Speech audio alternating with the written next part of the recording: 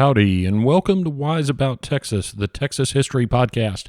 Thank you very much for tuning into this podcast, and I appreciate your interest in Texas history. We are getting back in the groove down here at World Headquarters of Wise About Texas after Hurricane Harvey and Irma hit Florida right after that. And we had Jose out in the Atlantic, and we had Hurricane Maria making a few moves. And it's been a very, very active hurricane season. Our prayers, of course, go out to the people in the islands, and Puerto Rico has just been devastated. So we need to all do what we can to help out there because, as I mentioned in the Hurricane Harvey bonus episode last week, that's what Texans do. We need to offer our special prayers and help for the folks down in the Rockport area, the Mid-Coast, Port Aransas. They're still suffering a lot of destruction down there. I've gotten some more pictures from listeners, and we need to do what we can to help those folks out. I did read a funny article quoting some of the Port Aransas residents that they prided themselves on being a little different, and that they were going to come back as quirky as ever. So shout out to Port Aransas. We know that you'll make it.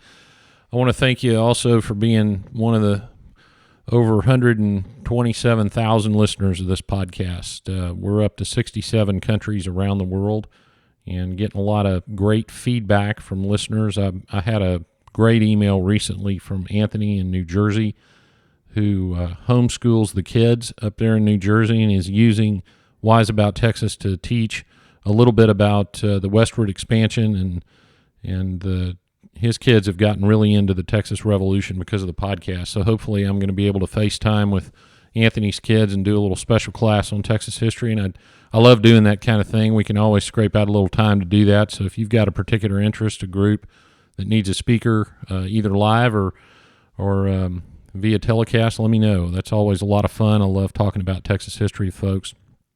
We're getting back in the production groove, hopefully, here at Wise About Texas. And today, we're going to go a little bit further back, pre-Revolution Texas. I'm going to tell you a little interesting story that involves early settlement west of the Colorado, the Comanche Indians, and some ghost stories. So let's go back to about 1830, thereabouts, and get wise about Texas.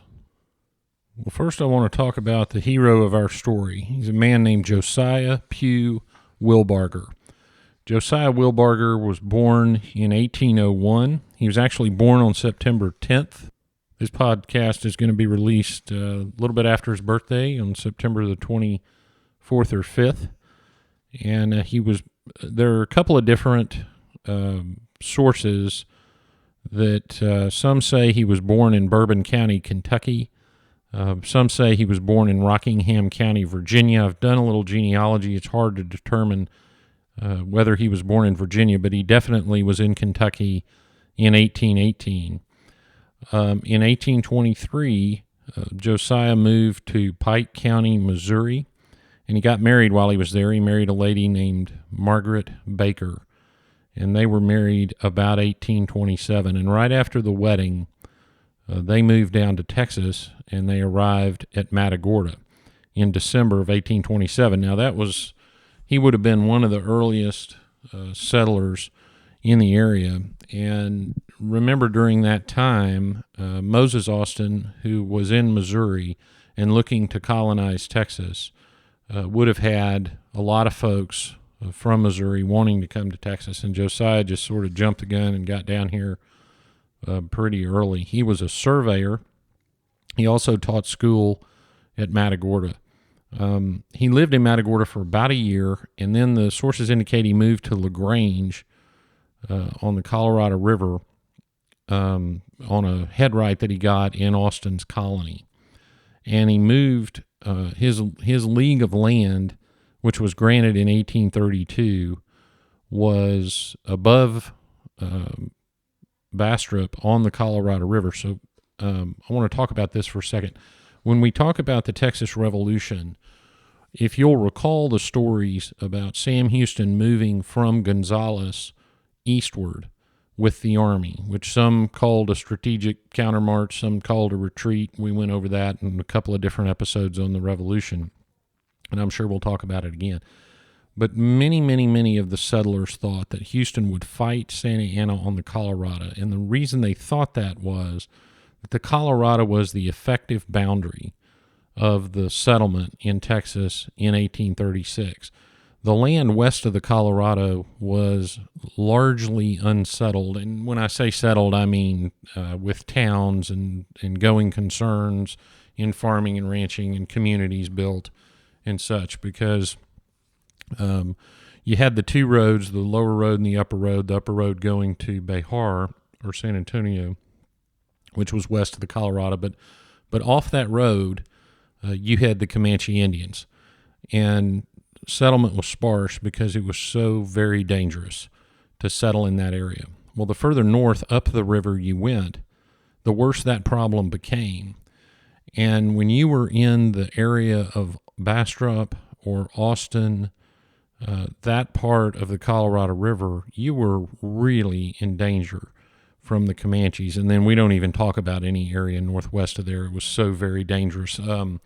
So for Wilbarger to settle on a league of land in 1832 above Bastrop, in other words, up the Colorado from Bastrop more toward Austin, he was pretty brave.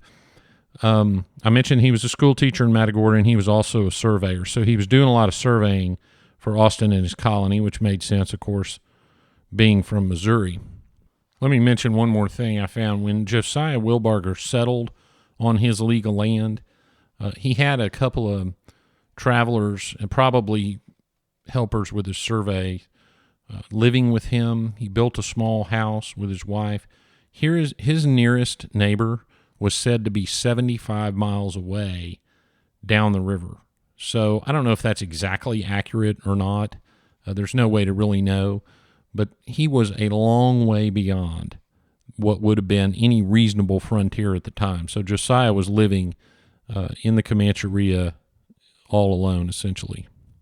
About 1832, another settler arrived near Wilbarger named Reuben Hornsby, Hornsby, Reuben Hornsby.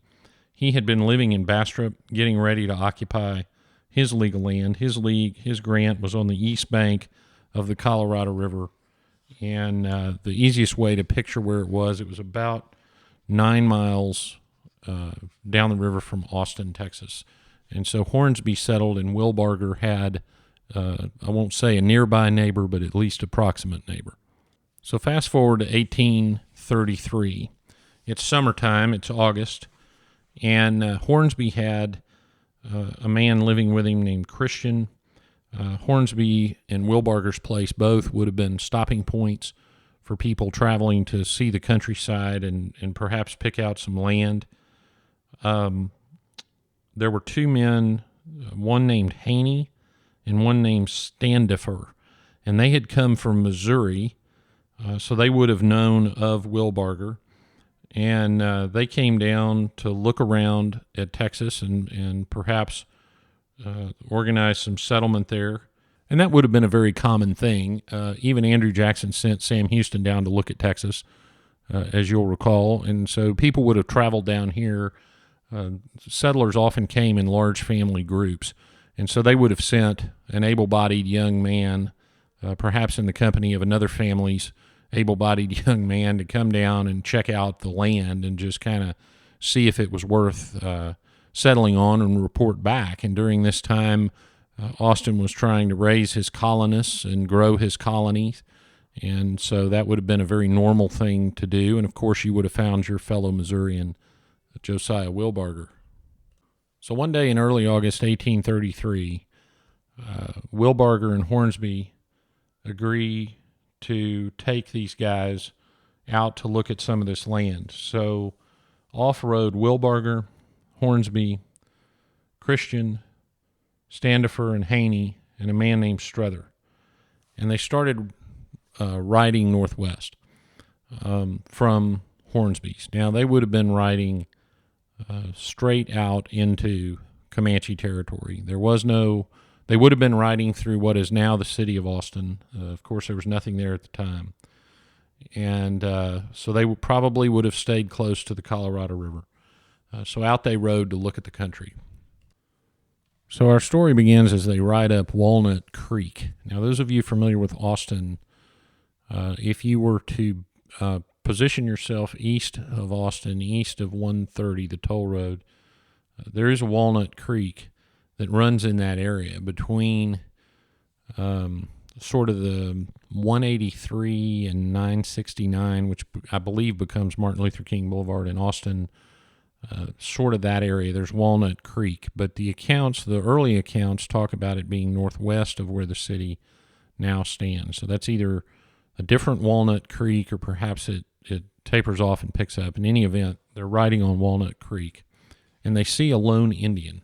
Now, it wouldn't have been impossible for them to see a lone Comanche, but as is always the case, it seems, the Comanches knew that the whites were there well before the whites knew the Comanches were there, and often the whites never knew the Comanches were there until they were attacked.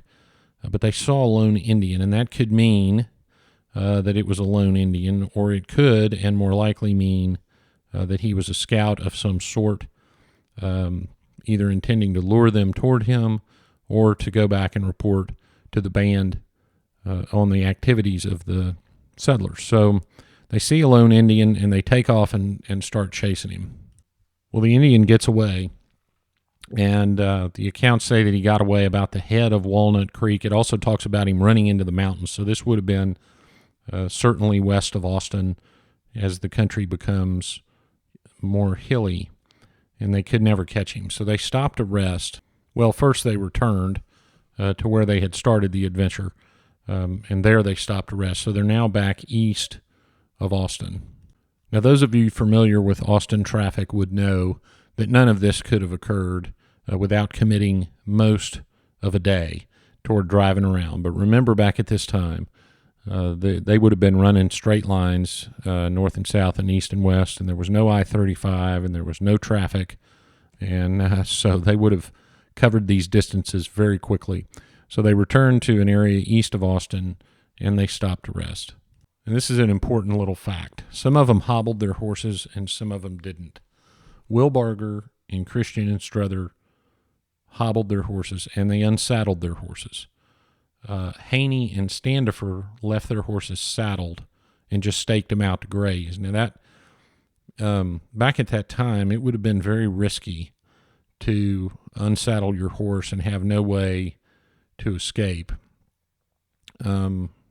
Not clear why they did that. Probably thought that they had chased off the lone Indian, probably thought it was a lone Indian, and that they were okay because they had covered several miles going back the opposite direction.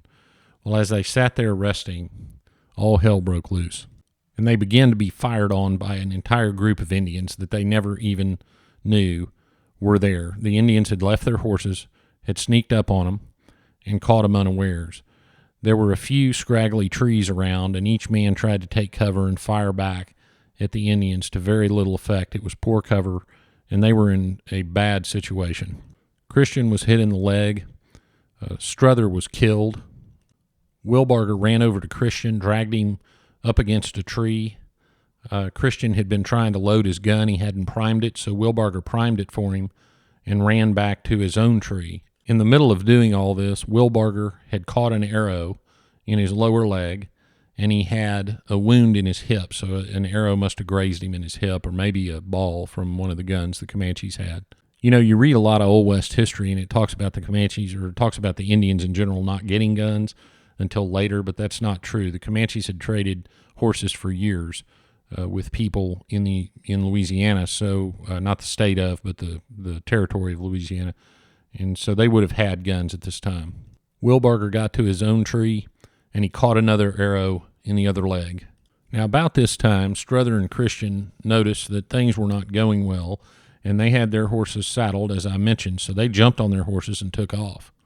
Wilbarger saw they were about to leave him, so he started screaming at them, and despite having 2 arrows in his legs, started running after him to try to get on behind one of them and ride off with him. While he was running to chase him, trying to catch him, an Indian shot him in the back of the neck. Now, the ball entered his neck right by his spine and went out through his chin. At least that's what the accounts say. And it stunned him. It paralyzed him. It did not kill him, but it absolutely paralyzed him. He wasn't able to move. He wasn't able to speak, but he was conscious. So any of y'all out there that are physicians can probably email me exactly what probably happened with this incident, but suffice to say, he took a serious wound, but remained conscious. Well, in all the hubbub, the Indians overtook him. They got Strother and Christian off their horses and cut their throats, killed them right away. They came to Wilbarger and must have thought he was already dead. So in the Comanche tradition, they began to scalp him. Now, if you get a little queasy, you might want to fast forward about 30 seconds. But what they would have done was grab his hair, cut around his scalp from ear to ear around the top of his head, and would have ripped it off his head. Now remember, Wilbarger couldn't talk, he couldn't move, but he was conscious, and he knew what they were doing to him. And he described it later as when they ripped the scalp off his head, he described it as the sound of distant thunder.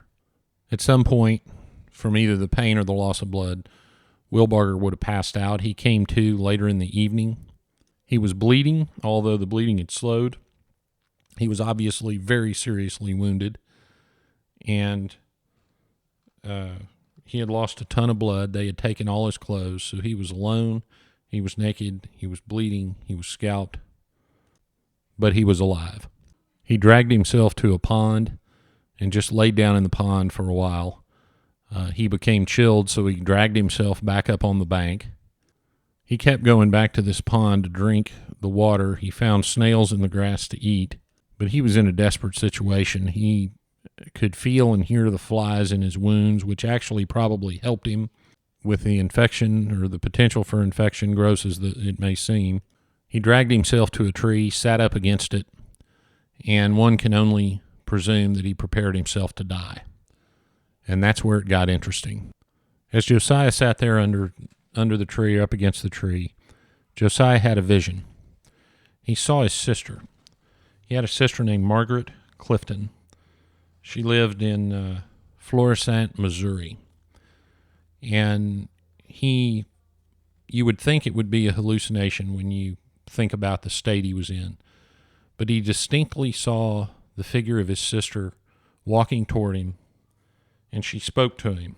And she said, "Josiah, you're too weak to go on by yourself, but it's okay. Your friends are going to come take care of you before the sun sets today." And then she walked off in the direction of Hornsby's house. And Wilbarger said that he was calling after her, and who knows if he was actually making a sound or not, but he was trying to call after her, begging her to wait with him.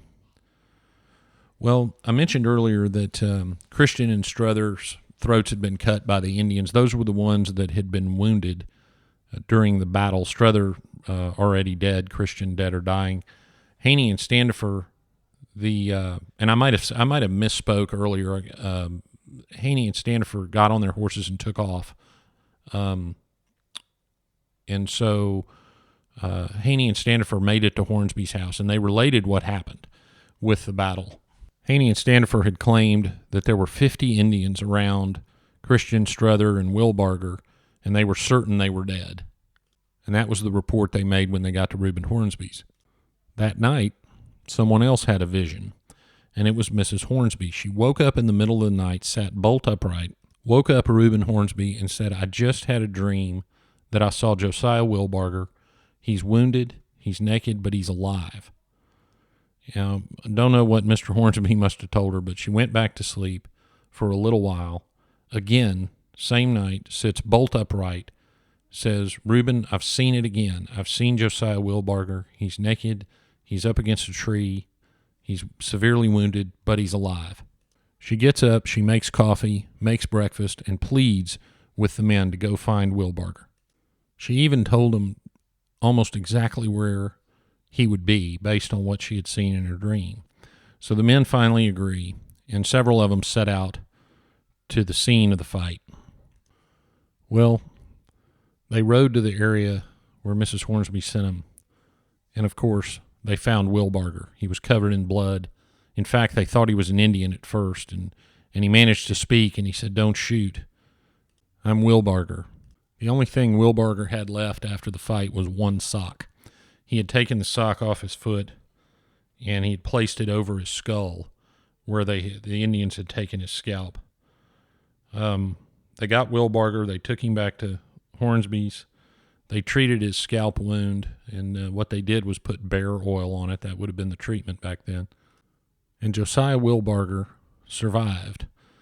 Now, the scalp wound never fully healed. His skull was exposed the rest of his life. And so, of course, Josiah always wore a hat. Now, with the exposed bone, and again, call to the physicians out there to email me and tell me exactly how this occurred, but the accounts say that the bone became diseased and eventually started to flake away, which exposed his brain, but he was still alive and he was still fully functioning. Well, Josiah lived for 11 more years, and he died due to a very unfortunate accident, which would not have been a problem for anyone but him. He was walking into his gin house one day, and he did nothing more than bump his head on the door. But given his condition, that was enough, and he never recovered from that accident and died from that scalp wound. The story of Mrs. Hornsby's vision was told for the rest of her life by her and by the men who had heard her, and how perfect the vision was, and how sincere and earnest she was, and how the men had found Josiah exactly where Mrs. Hornsby said they would. But what about Josiah's vision? The vision of his sister, Margaret Clifton, from Florissant, Missouri, that Josiah saw as he sat under that tree, as his sister walked up to him and said, "Josiah, it'll be okay, your friends are coming." Well, what nobody knew, and nobody could have known, because Margaret lived several hundred miles from that oak tree near Austin, Texas, was that on the day Josiah Wilbarger saw his sister Margaret and received her reassurance that he was going to live, his sister Margaret had died the day before in Missouri. So Josiah had a vision of his dead sister reassuring him at the same time that Margaret Hornsby had a dream that Josiah was alive. So Josiah's vision must remain, as his brother later wrote, a marvel and a mystery. Well, now we come to the part of the episode I call Getting There, where I tell you how to find some of the locations that I talked about in the episode, and we're going to start with Wilbarger's Bend. Wilbarger's Bend is on Wilbarger Creek, which was where Josiah settled. The creek runs from about Pflugerville, outside of Austin, to the Colorado River, and it enters the Colorado River near the town of Utley, Texas. Utley is about 6 or 7 miles north of Bastrop. The descendants of Josiah Wilbarger back in 1926 put a marker at the intersection of Farm Road 969 and Wilbarger Trace Road, about 1 mile east of Utley. So look up Utley on your map and find 969 and Wilbarger Trace Road, and you will find the area where Wilbarger had settled. As far as the exact site of where Josiah Wilbarger was scalped, I'm going to send you to a historical marker for the old Pecan Springs School. The scalping occurred near Pecan Springs, and there was an old school, a community developed in the area, and there was a school, and there's a marker at 5020 Manor Road, Manor, in Austin, and that marker commemorates the Pecan Springs School. So if you go there, you will be fairly near the area where this scalping incident and Josiah's vision took place. Now, if you'll plug into your GPS 10708 FM 969, that'll take you to a road that leads to the Hornsby Cemetery, and you'll be in the area of Reuben Hornsby's house, where Wilbarger had recovered from his scalping. So those are a few of the places you can go see in connection with Josiah's vision. Well, that wraps it up for this episode of Wise About Texas. I sure do appreciate you tuning in. I appreciate you listening to the podcast. If you'd like to support the promotion and preservation of Texas history, head over to patreon.com, patreon.com, and plug in Wise About Texas. You can sponsor the show. And check us out on Facebook. We got the Wise About Texas Facebook page, Twitter @WiseAboutTexas. Same with Instagram. Please keep the feedback coming. Leave a review on iTunes if you get a minute. That helps people find more Texas history. I appreciate you listening. Until next time, go out and do something for Texas today. And God bless Texas, and we'll see you down the road.